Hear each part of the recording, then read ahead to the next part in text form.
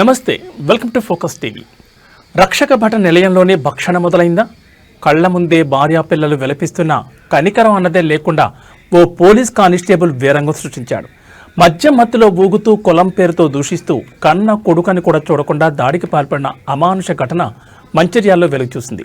Mancherial town police స్టేషన్లో కానిస్టేబుల్గా పనిచేస్తున్న రవిప్రసాద్ అనే వ్యక్తి తన భార్య శిరీష మరియు చిన్నారిపై అత్యంత దారుణంగా దాడికి దిగాడు.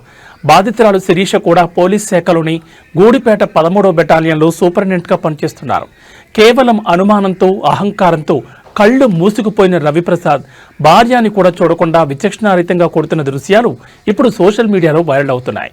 కులం పేరుతో దూషించినందుకు రవిప్రసాద్పై ఎస్సీ/ఎస్టీ అట్రాసిటీ కేసు మరియు గృహహింస కేసులు నమోదయ్యాయి. చట్టాన్ని కాపాడాల్సిన చేతులి అబలలపై పసిపిల్లలపై దాడికి దిగడం వ్యవస్థకే సిగ్గుచేటు. కులహంకారం, పురుషాధిక్యత తలకెక్కిన ఇలాంటి వారిపై కఠిన చర్యలు తీసుకోవాలని మహిళా సంఘాలు డిమాండ్ చేస్తున్నాయి.